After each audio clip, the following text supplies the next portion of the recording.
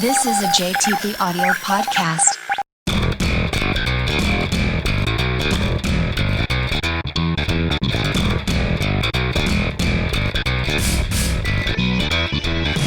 Hello, welcome to another episode of Flight in a Pint, a podcast recorded live inside breweries so we can talk and drink with the people who make beer happen. I'm Jason Portizo. I'm Walter Wilson, and today we're here at 902 Brewery in Jersey City, New Jersey. Old JC. Yeah, our guest today is Colby.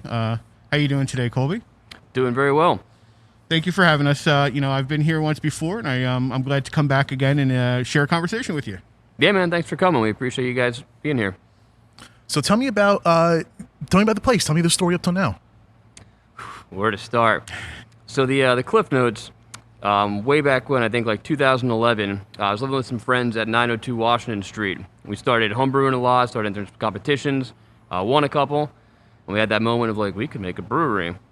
So fast forward, 5 years of Gypsy Brewing, we found this place in our like fourth year of Gypsy Brewing. We really liked the location. We looked all over Hudson County, looked in Hoboken, looked in Jersey City, and it's just really hard to find affordable anything. So this was a great deal, and we're like, you know what? A distillery had just opened up at the time, a Corgi down the street, and we're like, this would be an awesome building for a brewery.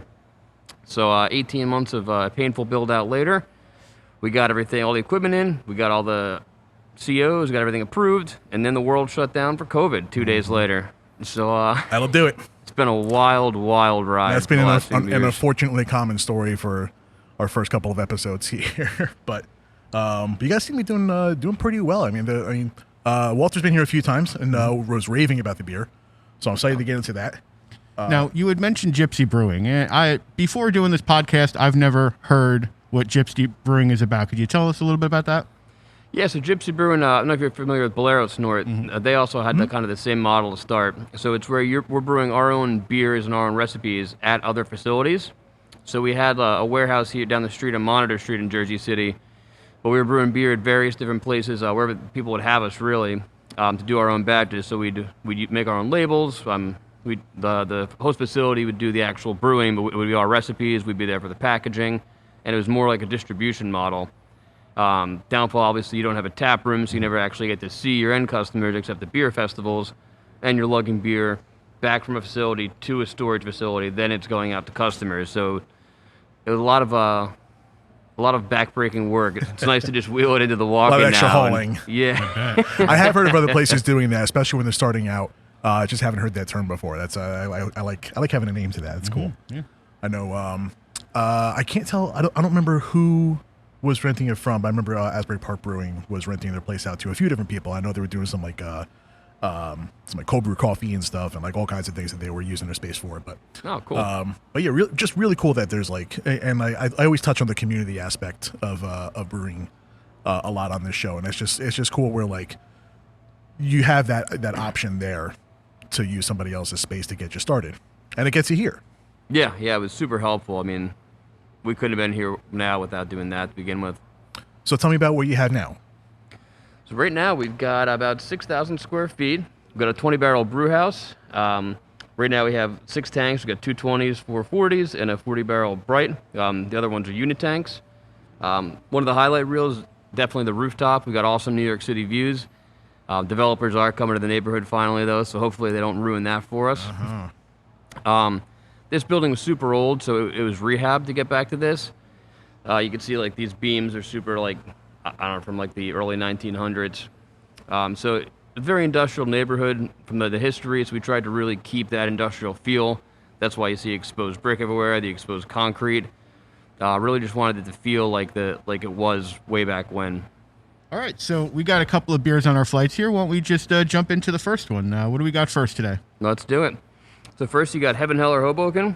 This was actually the first beer we ever brewed. Nice. We brewed down in Climax Brewing in Roselle Park. I have a family there. Oh, yeah? Yeah. Nice little town. So Heaven, Hell, or Hoboken is kind of a mantra of Hoboken. It was in World War I. That's where all the troops departed to go to the various theaters. So they told, I think it was General Pershing, and told the troops, by Christmas you're going to be in Heaven, Hell, or Hoboken. So it kind of became like the town mantra. So starting in Hoboken, we named that beer after him. It's a traditional American IPA. You can see it's super clear. Yep. Get that up on the camera Nugget, there. Simcoe. And it was something where, this is one of our flagships. I've always loved this beer. And, when the hazy started to come around, it was like, do we change it? And I'm like, you know what? People still appreciate having like a moderate West Coast style IPA. So we started making plenty of the hazies as well to stay up with the times. But it was something we just kept around, and it's done well. And it's, the entire life of our existence. So, something we're proud of. To kind of keep something. We've tweaked it over the years, but to keep something that we kind of started with and let it grow with us. Oh yeah. Yeah. Go ahead. No. I would say it's it's an American IPA. And that's exactly what it tasted like. It's the second I sipped it. It's definitely got that hoppy front to it, but it's not overbearing. Nice drinkable. I would say this is even borderline crusher. One of the smoother IPAs that I've had recently, and I really like Thank the way you. that these hops work together. Seem complementary. Nothing overpowering, nothing too flowery, spicy, piney, but very nice together. Thank you very much. Yeah, I think it's very easy, and it's 6.5%, so it tastes pretty light, but it still packs a good punch. Oh yeah. I've finished that already. That was that was an easy one to go down. So you mentioned your rooftop that gives a nice view and everything like that.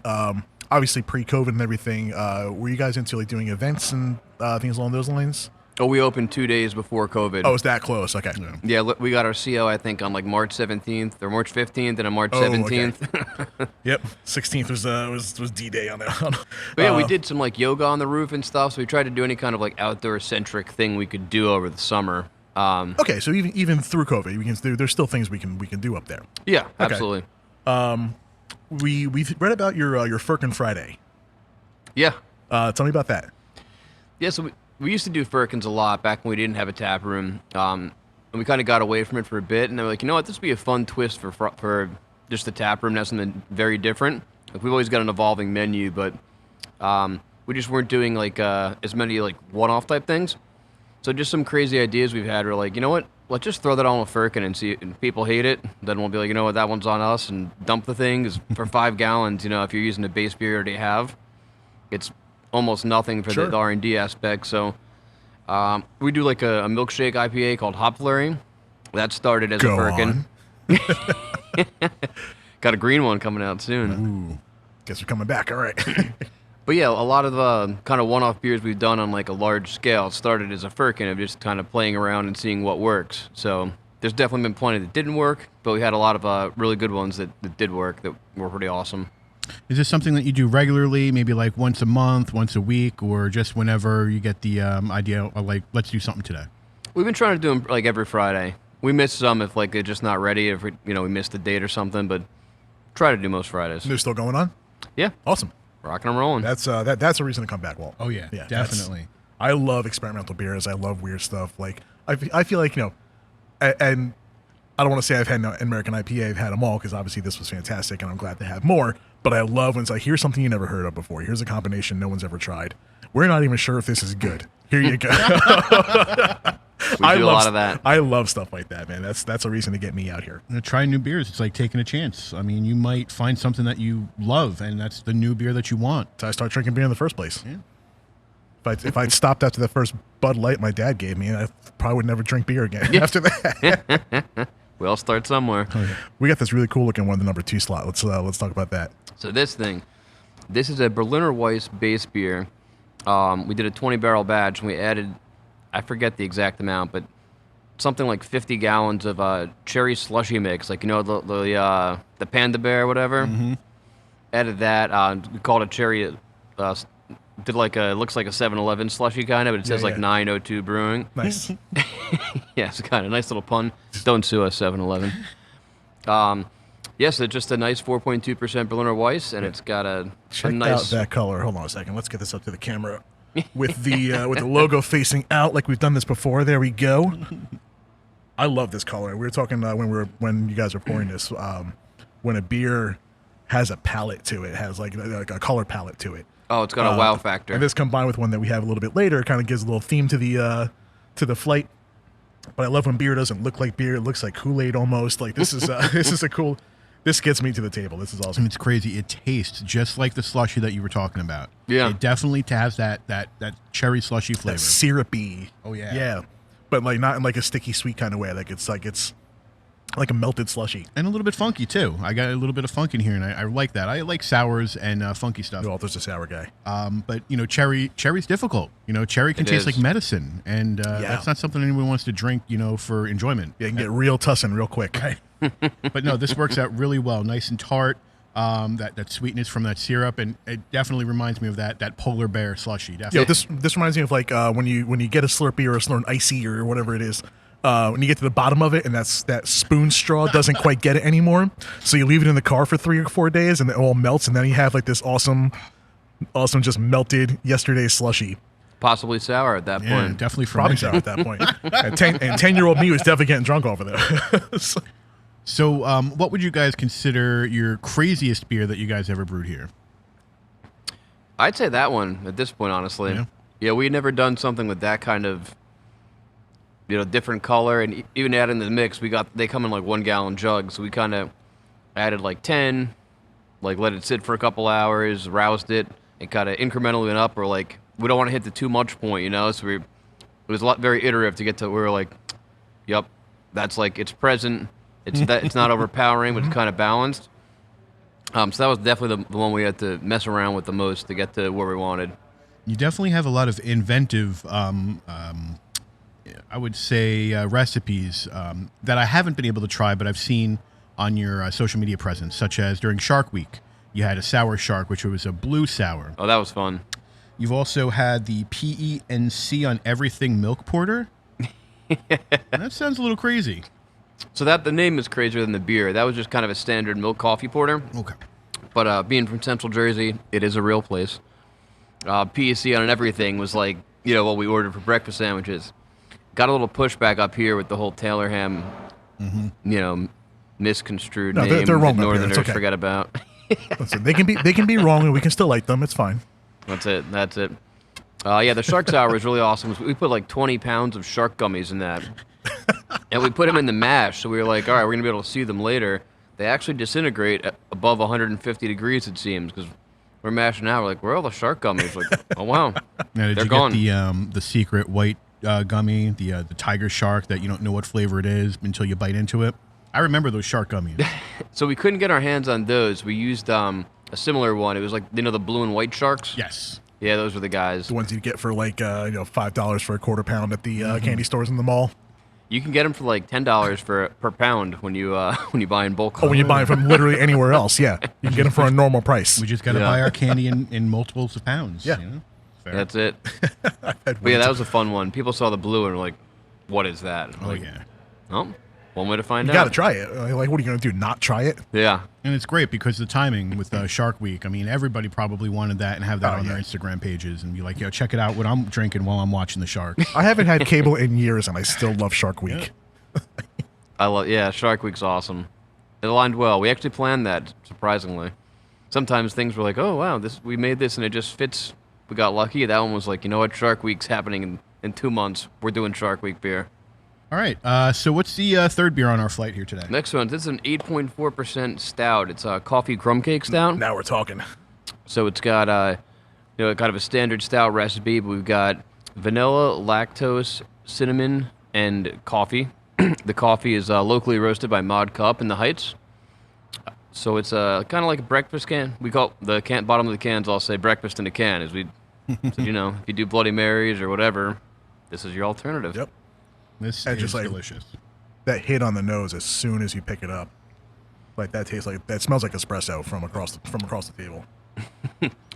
We did brown sugar too, but it all fermented out. I was hoping it would linger a little bit. Mm-hmm. It's one of the tough things like you see about like a lot of those fruited sours exploding. Like you want to leave fermentables in the can, but then the second someone leaves them out, they explode. So it's kind of like catch-22. Sure. Like we'll put it in, maybe we'll get some flavor. The cinnamon made it through though.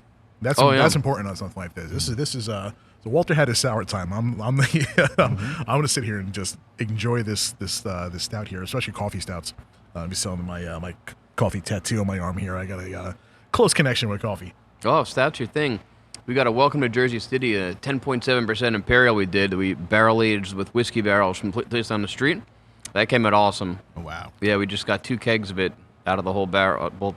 The one barrel. And we'll have a little conversation after the show's done. There you go. This is awesome. That coffee is definitely there. The cinnamon is there. I love any kind of lactose stouts, coffee stouts. This is right up my alley. I've said it multiple times. Cinnamon is difficult. Cinnamon can overpower. Cinnamon can kill every other flavor in something. Just but like you know the what? cherry, and we talked about hibiscus and things like that. This is a hint, and it is a good hint. It is not something that is Thank you. going to put anyone off that is against cinnamon in beer. So we did a holiday cream ale. It's gone now, but we did cinnamon, nutmeg, and cloves with a little bit of lactose for the cream. And people, it was so funny on tap. Like, we got people that were like, "Why would you put this much spice in beer? It's terrible." And then people were like, "You didn't put any spices. I expected it to taste like spice." And you're like, there's literally not a place where everyone's like, "Oh, that was right." Yep. Oh, yeah. I mean, everyone's sensitive to a spice in a different way. Yeah, that's what I tell people. I'm like, you could taste a ton of nutmeg, and they could taste no nutmeg. Like, Yep. there's not a perfect balance, and some It people depends burn on steaks. what their definition of a lot is, and then you're just meeting whatever their expectation is. Right. I love stuff like winter ales, winter stouts, like stuff that has a lot of like clove and things like that in it. But but you walk into it expecting to taste a lot of spices at once, and I don't know. People just have stupid expectations. I'm sure you've realized. Oh that. yeah, and that we were really careful too. We added those spices very kind of incrementally, just like we did with the sour. So we tried to go for like an eggnog beer, but sans egg. Right. I thought we nailed it, but everybody's got an opinion. Well, hey, if it was more eggnog based, he wouldn't like it as much. Not enough nog. God, eggnog's the most disgusting thing in the world. We'll have a whole bonus episode where I just rant about how disgusting eggnog is for a full hour. I got plenty of material. Listen, I got a lot to go on here. So Jersey City seems to get a bum rap from people. They don't really think it's a good town or a good place to be. How do you feel about this brewery in Jersey City and the surrounding area? I think it's crazy that people don't like Jersey City. I know, like, working with other towns to, like, look at spaces, they were not accommodating, I guess, is a nice way to put it. Mm-hmm. Like, in Hoboken, like, the zoning department, it was like, lease the place, then we'll figure out if you can put a brewery there. And you're like, what the fuck? Yeah. Oh, sorry. Can we curse on this? Oh, yeah, it's fine. It's as much as you want. Everyone listening to this show should be at least 21, hopefully. So, But yeah, in Jersey City, it was awesome. I mean, we went. The building department was super helpful. Like, whenever you needed anything done, it was like they're rather transparent about it. Our mayor is like super pro small business. They did grants for small. I didn't hear of any towns like doing their own grants to help small businesses during COVID. Yep. When we opened our other place, like the mayor, we got on like short notice to do like a ribbon cutting. People that live here love it. They're very supportive of the community. There's a ton of like awesome liquor stores, awesome bars that we work with. I think it's a super, almost like a small town city where people are very supportive of each other. People love living here, and it seems like people keep moving here. Yeah. So I guess those that don't like it don't have to come up, but you're missing out. most people just see the word Jersey in the name of it, and they're just like, yeah, I'm out. But Double Jersey because it's Jersey City. Yeah. super Jersey. We'll see how those New York City people feel when weed's legal here. Oh yeah, they'll come over. It's coming. All of a sudden, New Jersey's not that bad. You'll Stay on your side of the river. Yeah, it's funny because recently Stay they off my said park. that Stay off my parkway. they're right now New Jersey is one of the biggest states for people leaving, but I'm sure that's going to change pretty soon. More people are going to want to move in. I think so. There's a bit of a revolving door in Jersey. People are constantly coming into, and people do flee. I got how many friends do you have who have left Jersey for 2 years and then come crawling right back? I'm one of them 3 times. Yep, it's always 2 years. They can always come back. I'll never fully leave. I'll be here somehow. I don't want to leave. I love it here. I love New Jersey. Even around us, like you could see all where it's kind of barren land around us. Mm-hmm. That's all been being remediated for the last year or two, and they've got like 2,500 luxury condos are going up. Oh, wow. So I mean, people keep moving here to occupy all these new condos, right? Sure. Come to Jersey City. It's awesome. Yeah, and the city's got it's got a very long history, and everything from being industrial to being what you said was the shipping off point for wars, and there was a dark time through most of Jersey's bigger cities, mostly in like the 80s and 90s and stuff when crime was pretty high. But like right now, all of New Jersey's like major cities are getting really nice. Like you start with Hoboken, and then I lived in Asbury Park for a couple of years. That's been on its way up for a long time, and Jersey's not as dirty as it used to be. And like it's just dirty enough for me to still like it. If it got too clean, I would leave. But well, I mean, I don't know if you heard this, but Hackensack is rebranding their downtown area, and they're calling it the Sack I to try heard to get about people that. to come back out. So Yeah. I don't know how dirty we're not getting anymore. listen, but- I don't know. No I was- comment on that. I was born in Hackensack. Hackensack was my first home. But yeah, it's I got opinions on that. Come on down to the Sack and have a ball. My great grandparents are actually from here, and they moved out to the suburbs. When I moved when I moved here, my parents were like, "What are you doing? Why you move to these cities? They're gonna get killed. They're dangerous." That's what I I'm mean, like, yeah. All right. Your grandparents worked hard to get out of there. Yeah, 1980, sure. That's when I got Times out. have changed. We got one more on our flight here. What do we got? So this is we actually canned this today. We started, kind of, I don't want to say chasing the trends, but seltzer became like a very major thing in the adult beverage industry. We've touched on that lots on this show. And we were like, you know what? Whatever. It's part art, but it's also part business. If people keep asking for seltzers, you're not going to be like, no, I'm a brewer. I don't make seltzer. We're like, let's do it. So it was actually harder than we thought to make a seltzer. Yeah, you'd think you just ferment some sugar and call it a day, but it doesn't play the same way with the yeast as that like wort does. So it was a little bit of a learning curve. So this one we actually partnered with the local lifestyle brand called Hoboken Girl. They're really awesome. They post all sorts of like local happenings, various local news. I think it's kind of transformed from like an Instagram following to like now they've got like it's a website with just extreme reach of all sorts of things, happenings and business and people and whatever. So we approached them and like, we're making this seltzer. You're like an extremely well-followed, well-respected like local brand. I think it'd be cool to team up. And this was during the pandemic. Well, we're still in. So, yes, we put our heads together. We did. Made like a base seltzer and did like a ton of different tastings. We figured out some flavor profiles. We worked together to make a can label. And this is our second iteration. We did a blood orange first, and this is a cranberry lime. We intended to have it out in time for Christmas, but that didn't pan out the canning schedule. Still good. That's all right. I still got presents that I bought for people out for Christmas that are still coming in. So the Well, same thing. There you And go. again, we'll get this color on camera there. It If is you're a watching, great if color. you're listening to the podcast on Apple or Spotify or anything else, make sure to check us out on YouTube. Go to flightandapint.podcast.com. You'll get the links over to the YouTube and check out how gorgeous these beers look. Yes, it's light, it's crisp. And again with the iteration, we added like very incrementally the cranberry and the lime, and we tried to get it to the point where you're like, yep, you can taste both. They're not overpowering, but they're definitely present. Yeah, that's exactly where it is. It is very crisp and clean. I say that a lot. I mean, I guess been having a lot of crisp, clean beers, but it has a little bit of an undertasted, almost champagne-ish. I like that. Little rosé. Yeah. We use champagne yeast, Aha. so you hit the nail on the head right there. Yeah. I'm learning, guys. Yeah, it finishes out like super dry. So we use a white champagne yeast. So yeah, you get that very like, there's like almost no sugars left. That very like brute champagne kind of dryness. Mm-hmm. This is good. My mom might like this too. Oh yeah. Oh, definitely. Yeah, bring this home to the wife. She'll enjoy this. I enjoy this too. Like this is like we're not saying this is like, bring it home to your girl. Still, it's a girly thing. Listen, I'll bring it home to her and then I'll drink half of them. Right. And I also like the idea that beer can be colorful because it's not just the way that things taste or smell. Seeing the beer is part of the experience. We had that nice red one with the sour, nice pink here. Other than the typical gold and brown, I really love that breweries can play around with what we see when we drink. Yeah, it's definitely a fun element to play. And 5 years ago, I feel like if you had these colored beers, like the old school brewers would be like, what are you doing? This is a monstrosity. Yep. You're destroying beer. And Chase you're you like, out.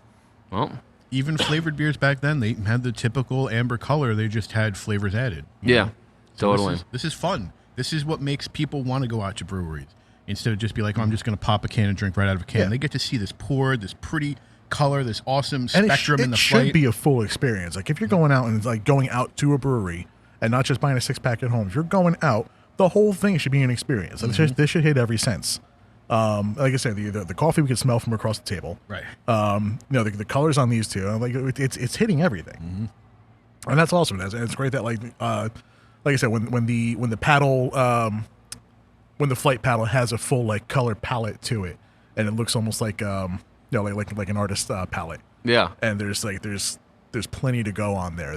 It's cool. It just adds to the whole experience, and it's great. I think so. Yep. Seltzers are nice too. I feel like sometimes, like, we'll get to this next beer that we can today, but this one is just one of those super thick, hazy IPAs, like the Northeast style. And they're awesome to drink, but like if you're sitting around watching football or something, like after 3, you're like, man, I'm getting full. Yep. Like, not even drunk, but full. And those seltzers are like so light that you get like, it's funny to be like, oh, I throw a seltzer in here and there, but it just like, it's easy to drink. You feel like, oh, I'm not as full now. I can go to the next beer. It could be used as a palate cleanser too, between a couple styles. Yeah. Yep. Good palate cleanser. Mm-hmm. So before the beer, before you started working 902, you were a mechanical engineer for the Department of Defense. Is all of that classified, or can you tell us a little bit about that? No, it's not all classified. Yeah, I worked at a place by Morristown. It's called Picatinny Arsenal. So we did various weapons programs, like the design and manufacturing of various different weapons, I guess, to keep it that. But it's funny because it's like a very different career, but at the same time, it's working in production. So like, it's very similar to beer, and like, if one thing doesn't work, you're used to like the processes getting from here to there. But like right now, you see me, I'm changing the pump motor on the keg washer, and the sales guy's like, oh, I need kegs. I'm like, that's not possible right now because I'm fixing the keg motor, and until that keg motor's fixed, we can't clean kegs. We can't clean kegs. We can't fill kegs. Like when you go from grain to glass, like there's a lot of steps in between. And the same was true when we were making like various components for the weapons. It was like if you didn't get the metal stock in, like they're not cutting it. If we don't get the grains in, we're not brewing it. So it before being in beer like all the time and dealing with the production here, it was definitely more similar than you'd expect to be working in like a machine shop production environment. So does any of that experience carry over? Like you said, you're working on the pump here. Do you take care of most of the mechanical work in the brewery? Yeah, it's definitely helped to make like a more seamless transition, I guess. Nice. And if someone starts like causing a scene at the bar, you got bazookas in the back. And, yeah. They never let us check out the weapons and bring them home. I don't know why. That's so bureaucracy, red tape. Nowadays, though, I haven't worked there in 2 years, so who knows? Maybe they do. They loosened up. America's in a weird place right now. They're in a little bit of a weird place. This is being recorded on January 7th, 2021. If you check your history textbooks and see what we're talking about. What a time to be alive. That's one way to put it. That's a different podcast and different set of hosts. We are not qualified to talk about that. What we are qualified to talk about is we have our pint here. Speaking of what a time to be alive. Yes. A little less pint, a little more can, but it is a pint can, so close enough. Well, good enough. It's fresh. I would have poured you a pint, but the keg washer is down, so we actually don't have pints of it. And it's the can. If there weren't two jackasses keeping you away from your work, then I mean, fair. That's fair. Well, we'll see if this works tonight. But right. Tell us about Piles of Powder. So Piles of Powder, I'm a big snowboarder, so I thought, and from drinking on gondolas and stuff, I was like, we need a snowboarding beer. So when lupulin powder kind of became a thing, where it's like the super concentrated hop oils, where you don't get the vegetation, it's more of you get all the flavors. I don't know if you're familiar with this at all. Mm-hmm. So it's like, that's powder. That's like a kind of a snowboarding pun. And then people were like, Piles of Powder is like a Coke pun. I'm like, oh, well, look at that. Cool. Double entendre. Yeah. Listen, we always need beer no matter what your activity of choice is. 3 birds, 1 stone. So it's like a super thick, it's traditional New England. It's weird now that you can say traditional New England because they've been around for like long enough. But it's very thick, a lot of protein, like torrefied white wheat, flaked oats, and just a ton of citron mosaic. So you just get those traditional citron mosaic, what you expect from a New England to be. Oh yeah, citrus punch right on the first sip. Yeah, right. That very orangey, citric. I've noticed Citra, Mosaic, they have a funky smell, but their taste is phenomenal. Like, Strange, right? yeah, sometimes the smells don't work out. I know Limburger smells terrible and people think it's great, but I don't know. It is great. Is it? To me, Mosaic hops, when Listen to you my cheese smell that big podcast. bag of them, it's like cat pee. Mm-hmm. And you're like, why does this taste good? But Yeah. it does. It works. It works well in beer. Yeah, like but a large part of taste is coming from other senses. Like your smell is actually more important to tasting than your actual taste buds. Yeah. But sometimes it doesn't shake out that way. Yeah, we'll ferment some cat pee taste and stuff and get some really good beer. This is great. I love New England's Northeast, whatever you people out there think NE stands for. But I love a good citrusy, good hoppy beer. Where's your favorite place to go play in the snow? Oof. I mean, I go to Mountain Creek the most just because it's logistically convenient. Right here, yeah. I think my favorite I've gone to is probably Lake Tahoe out in California. That was just like a playground where you can get lost for like the whole day. Mountain Creek I love, but I can do the whole mountain in like a matter of, I don't know, 6 to 8 hours. But yeah, out in Lake Tahoe, I was like, I don't even know where I am, and it's been out here for 8 hours. We have to like figure out how to get back to where we parked the car. Wow. Yeah, I would. I ski, but I ski very poorly, and I wind up with a lot of bruises by the end of the day. I never really learned how to ski properly, so I think I'm going to give it up and just go snowboarding. It's a good idea, right? Great time to learn. My wife tried to learn when we were like 30, and she did it for a day and was sore for like 5 days. And was like, I'm never learning. I probably wasn't the best person to teach you, but I don't know. I feel the exact same way for any new thing that I try. Like, I don't have to go snowboarding to feel sore for 5 days. Right. Oh yeah, fair. I just have to sleep wrong now. Yeah.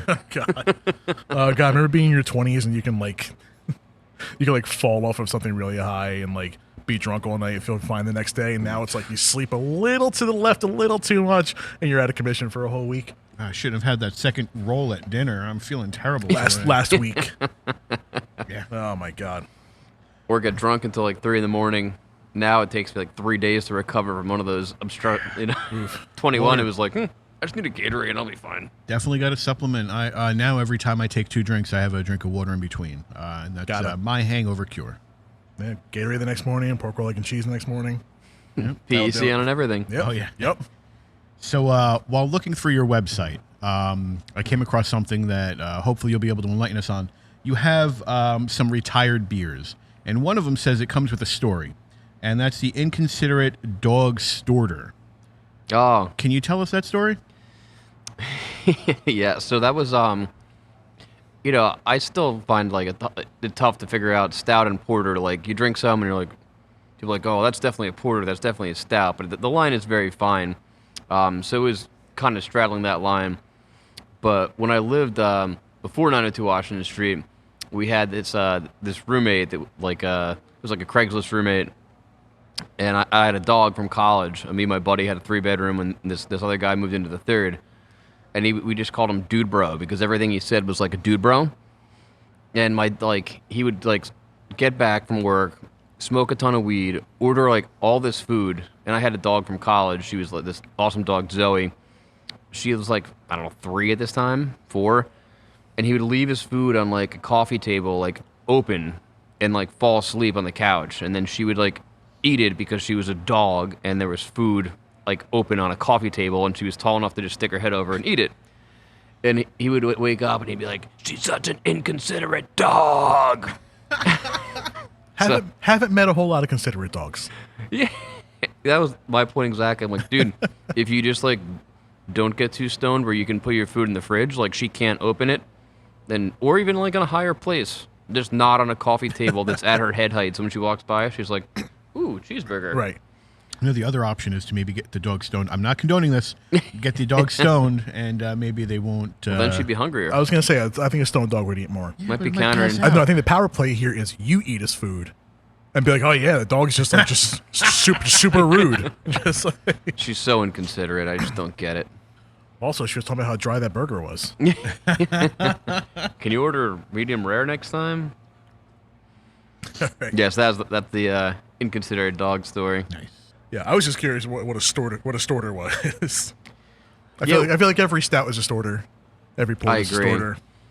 Yeah, we brought it to a bunch of competitions, and people like it was a lot of like I don't know, judge feedback of like, well, it's more porter than stout or stout than porter, and we're like, I don't know.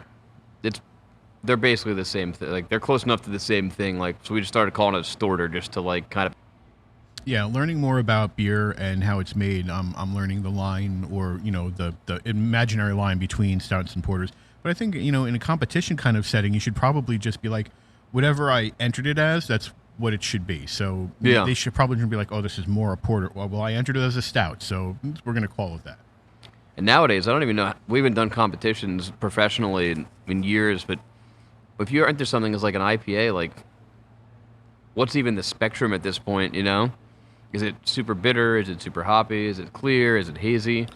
Like it's just such a broad group. At a certain point, you gotta know your judges. Like I don't really know how to play that game. Well, no, at Yeah. this point, I think IPA is just like a major category for a bunch of subcategories, and they should be judged as subcategories. You should Yeah. have the New England IPA. You should have the American Pale Ale. You should have Sure. all these different things, and it should be their own category instead of just IPA. Let's go with that, because you can put anything in there. Anything. Yeah. We've actually had some of our New Englands, like, again, I wanted the thing on Tap where you can have brewers reading on tap reviews, because I think it'd be like the Jimmy Kimmel where, like, celebrities read tweets about themselves. Oh, We had we'll do it. We'll absolutely Honestly, do it would be the funniest thing, because some of the comments, Look like, out for that bonus episode. We're doing it. Good idea. we've had some people check in our New Englands where they're like, 4-star, fantastic New England, lacking lactose, though. Like, make this a lactose beer, and I'll give you the 4.5. And you're like, well, there's no lactose because we didn't fucking want lactose in it. Right. Like, if you want a milkshake beer, we make those too, but this isn't that. Right. You ever get any of those? I'm not an IPA fan, so I'm going to give it 1 star, and I have the IPA. So we got our black IPA, Black Dynamite, awesome beer. That's actually the one we won the most competitions with. That, like, made us kind of do this, and every year, like when it comes out, there's always someone that gives like a half star and is like gross, like dark beer shouldn't be an IPA, and it's like, well, it says black IPA on it. Like if you go to a sushi place and you're like, why don't you cook your food? You're like, it's the same shit, man. Like you knew this. Sushi was undercooked. 1 star. They didn't cook anything. They gave it to me all Fucking raw. Yeah, like or go to a steakhouse and be like, I want sushi. Like we don't serve that. Like you knew what you bought, you drank it, then like don't go online and bash it because you don't like that style. It doesn't make sense. I like the idea that people can give their opinions, but at least understand the repercussions of your opinion. If you don't like something, don't try it and don't review it. Try something you like. Yeah. Oh, you like cream ales? Then try their cream ale and review that. Don't review the stout if you don't like it. Our worst Google review of this place, we've gotten like a lot of awesome reviews, and we do appreciate when people are like, oh no, it's got a great experience, like when they say like the nice things, but we got a 1 star, and it was like closed for a private party. Apparently it was on their social media, like couldn't even get in, ridiculous or something. Like So they admitted it was on your social media. yeah, like well, what do you want us to do? Like we put it on like Twitter, Instagram, and Facebook. Like that's where I don't know what else we can do to be like, You hey, probably there's a should have party here. called everyone around the area and be like, listen, guys, we're having a private party. If you were thinking of coming by, don't. Yeah, 1 star. Don't have private parties ever again. I was gracing with my presence. So since we're early in 2001, do you have anything that you're looking forward to happening for your brewery in 2021? We're just hoping that all this vaccinations and that we can move on from the pandemic, as the whole world is, because obviously we've been doing very lucky that like our retail partners have been great with getting cans out. So we've been almost doing entirely cans, but just a lot of the bars we're used to like going to and doing events at them and like hanging out with like the bartenders, the owners, and like putting our beer on draft there. We haven't had an event in like, I don't know.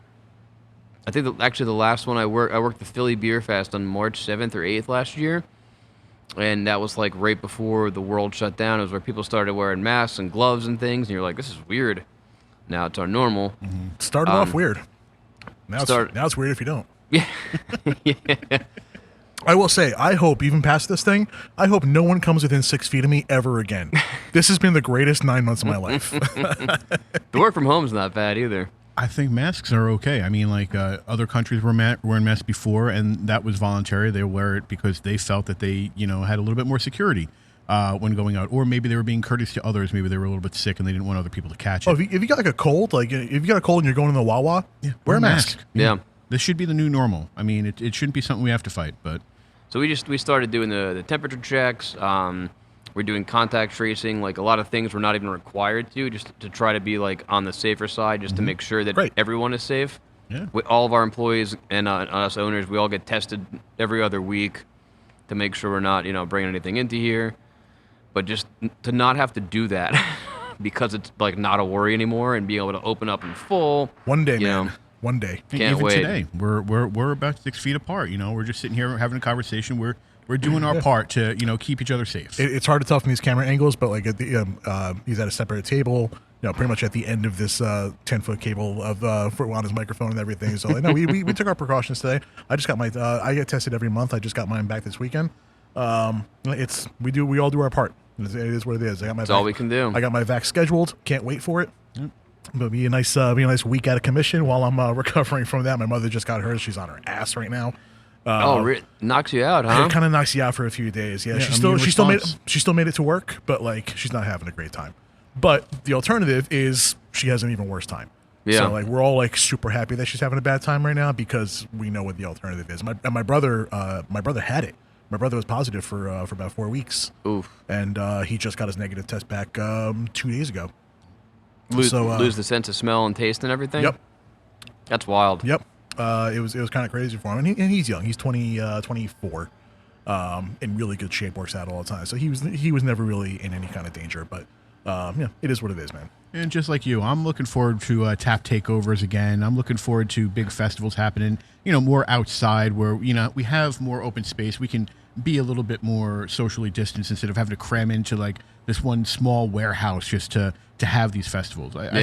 I think although it's going to be a new norm, I think we can look forward to having these things again and enjoying the beer the way that we always were before. Right, but still stay 6 feet away from me because I don't like people. Well, that's it with a lot of our like bar partners locally. Like that's one of the toughest things. Like, we're not in like the burbs where people have like a huge like outdoor space or whatever. Like a lot of these bars, like you say 6 feet per table, like table space, when you have a 6 foot wide space, like you can't put you're many lucky to have the people in space it. you have. Yeah. We are lucky. That should not It's be not an issue common for you. around here. Right. But a lot of we become very good friends with a lot of these people, and it's like to see everybody suffering. Well, it's just terrible for everyone involved. Yep. And we're in the business of traveling around and seeing how people are doing, and like some places are doing great, and some are struggling with everything. And it's the faster we get out of this, and the faster we do our tiny little part, we can get out of this pretty quick. We'll all pull through together. That's it. That's all we can hope for. So, where can people find more information about 902? So we have a website that we're working on overhauling right now. It does have good information. Our Instagram and Facebook, though, we update like daily with we post like our whatever the draft availability is. We try to on our stories we put like where we're dropping beer, anything new. So those are updated in like near real time. So Facebook, Instagram, Twitter, all that. Yep. Yeah, all the social media outlets are very reflective. We have our events, even events that are happening in December of 21. We already have posted on the Facebook. So, what are the ads for that? What's that? It's at 902 Brewing, brewery. What is it? At 902 Brewing. Brewing. Okay. Yep. So yeah, definitely go check that out. Make sure they're not having a private event that day. Maybe check out. You should be checking for tap list anyway, because I always like seeing what new and fun stuff is going to be out. It's just good habit. But anything else you want to add in? Any closing remarks?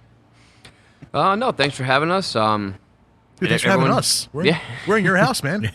If you don't like Jersey City, I beg you to reconsider. You guys should come check out the brewery. 1000%. Super stoked what we put together here, and very proud of it. So, well, dude, thank you so much, man. Thank you. Thanks for having us in your space here. Thanks for letting us set up. No problem. Giving us a little corner of everything here, setting up a whole bunch of wires, and I realize how much space we really take up, but I think we all have a good time.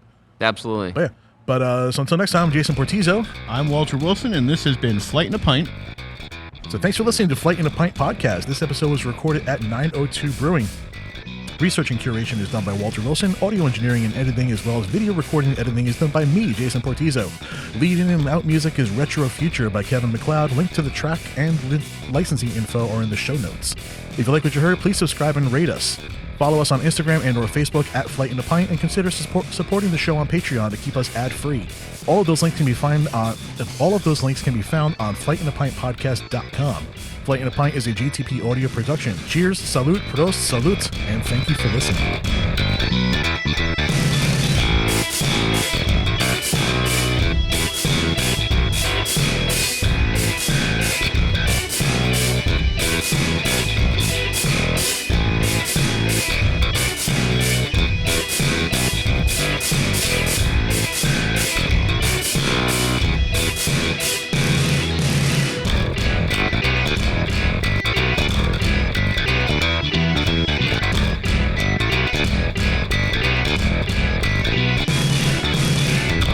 This has been a JTP Audio podcast. Thanks for listening.